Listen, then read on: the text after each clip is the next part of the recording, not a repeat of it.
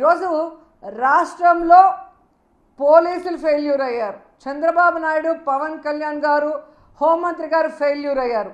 ఆడపిల్లల్ని రక్షించలేకపోతున్నారు, ఆడపిల్లల మీద జరిగే దాడుల్ని నివారించలేకపోతున్నారు. కాబట్టే ఈ డైవర్షన్ పాలిటిక్స్ తీసుకొచ్చి ఇలా వైఎస్ఆర్సీపీకి సంబంధించిన సోషల్ మీడియా కార్యకర్తల పైన తప్పుడు కేసులు పెట్టి 15 ఏళ్ల ముందువి 10 ఏళ్ల ముందువి అంటూ ఏదేదో తప్పుడు కేసులు పెట్టి ఎలా కిడ్నాప్లు చేసి ఏ విధంగా కోర్టులో హాజరుపరచకుండా వాళ్ళని హింసిస్తున్నారు, కొడుతున్నారు, బూతులు తిడుతున్నారో నిన్న సుధారాణి జడ్జి గారి ముందు చెప్పటం సాక్ష్యమని కూడా ఈ సందర్భంగా తెలియజేసుకుంటున్నాను. ఈరోజు ఈ రాష్ట్రంలో హిట్లరు, గడాఫీ ఇద్దరూ కలిసి సీఎం కుర్చీలో కూర్చొని పరిపాలిస్తే ఎలా ఉంటుందో అలా ఉంది ఈ రాష్ట్రంలో పరిపాలన చూస్తుంటే. నేను పోలీసులకు సూటిగా చెప్తున్నాను, మీ తల మీద ఉన్న 3 సింహాలకి సెల్యూట్ కొట్టి పని చేయండి.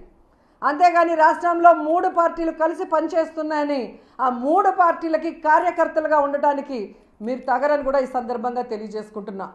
ఎందుకంటే మీకు ఆడబిడ్డలు ఉంటారు, మీ ఇంట్లో ఆడవాళ్ళు ఉంటారు. కాబట్టి ఆడవాళ్ళని అనవసరంగా హింసిస్తే ఎంత బాధ ఉంటుందో ఆ బాధ మీకు కూడా తెలుసు. కాబట్టి ఇలాంటి తప్పుడు పనులు చేయొద్దండి. ఆడవాళ్ళని రక్షించడానికి మీ పవర్ని యూజ్ చేయండి, అంతేగాని తప్పుడు కేసులు పెట్టి ఆడవాళ్ళని వేధించడానికి యూజ్ చేయొద్దని కూడా పోలీసుల్ని హెచ్చరిస్తున్నాను. అండ్ ఈరోజు పవన్ కళ్యాణ్ గారిని నేను సూటిగా ఒకటే అడుగుతున్నా. మొన్నేదో పిఠాపురంలో చాలా ఆవేశంగా ఊగిపోయారు, మా అమ్మాయిల మీద పెట్టారు అని. మరి ఇన్ని సంవత్సరాలుగా మీరు రాజకీయాల్లో వచ్చిన రోజు నుంచి వైఎస్ఆర్ కాంగ్రెస్ పార్టీ వాళ్ళ మీద కానీ, మీ మీద కానీ, అలాగే జగనన్న గారి మీద, ఆయన కుటుంబ సభ్యుల మీద కానీ ఎంత ఘోరంగా ఈ తెలుగుదేశం పార్టీ, ఆ పార్టీలో ఉన్న నాయకులు, కార్యకర్తలు, సోషల్ మీడియాలో ఉన్న వాళ్ళు దిగజారిపోయి నీచాతి నీచంగా పోస్టులు పెట్టినప్పుడు ఈరోజు ఎందుకు వాళ్ళ మీద కేసులు పెట్టమని మీరు అడగట్లేదు? వాళ్ళని ఎందుకు అరెస్ట్ చేయట్లేదని నేను అడుగుతున్నాను. ఎందుకంటే చంద్రబాబు నాయుడు ఎప్పుడు అధికారంలోకి వస్తే చాలు ఆడవాళ్ళని వేధించడం, ఆడవాళ్ళ మీద క్యారెక్టర్ అసోసియేషన్ చేయటం, ఆడవాళ్ళని హింసించడానికే పుట్టాడా అనిపించే విధంగా ఉంటుంది.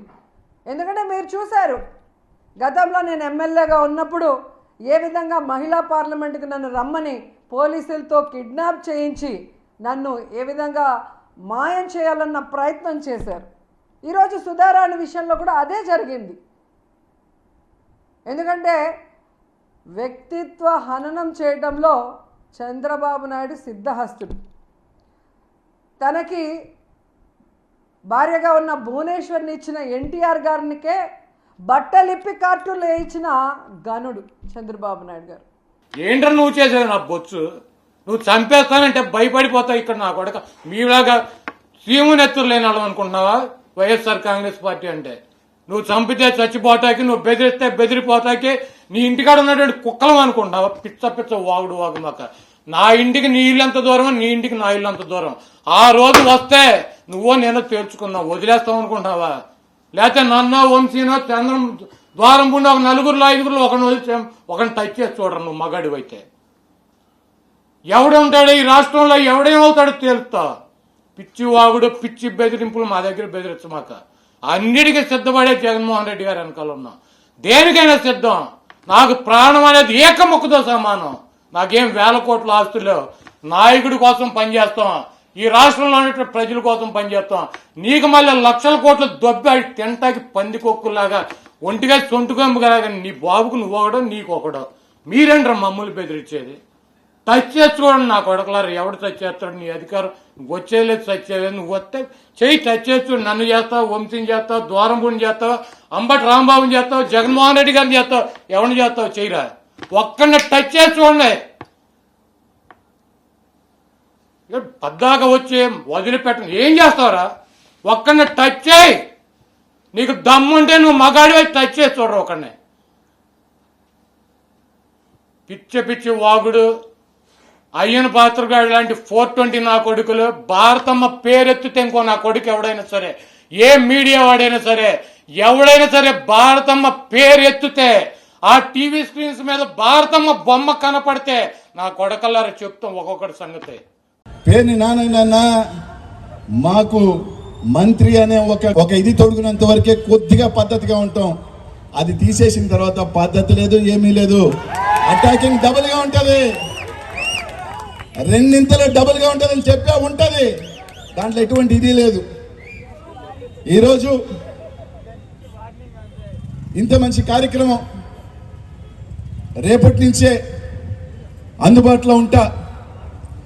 నాకు ఎప్పుడు వన్నగా నిలిచిన ఏదైతే నా రాజకీయ ప్రస్థానం ఆ రోజు రాజీవ్ భవన్ అని రాజన్న భవన్ అని ఉందో, మరోసారి అక్కడనే పొద్దున 8 నుంచి రాత్రి 9 దాకా అదే ఆఫీస్లో ఉంటా, జనాలలోనే ఉంటా. మరోసారి మేము ముందుకు వస్తా. ఈరోజు 3 సంవత్సరాలలో హడావుడిలోనూ అన్ని రకాలుగానూ కొన్ని చిన్నవి జరుగుతాయి. కానీ ఒకటి మాత్రం చెప్తా ఉన్నా, చిత్తశుద్ధిగానే నేను చేయాలనుకున్న వాళ్ళకి సాయం చేయగలిగిన, నాకు కష్టమైనా నష్టమైనా నేను చేయాలనుకున్నప్పుడు ఖచ్చితంగా చేశా. ఇంకా కొంతమందికి ఉన్నారు, అందరికీ కూడా 100% నాతో పాటు ప్రయాణం చేసిన వాళ్ళు, ఇప్పుడు ప్రయాణం చేసేవాళ్ళు, రేపు ప్రయాణం చేసే వాళ్ళందరూ కూడా కలుపుకోబోయి ముందుకు వెళ్తామని చెప్పి తెలియజేస్తున్నా. మీ అందరి ఆశీస్సులతో ఒక చరిత్ర 28 డివిజన్లు నెల్లూరు నగరంలో ఒక చరిత్ర ఇంకోటి రాదు. రేపు ఎప్పుడు వస్తుందో చూడలేం.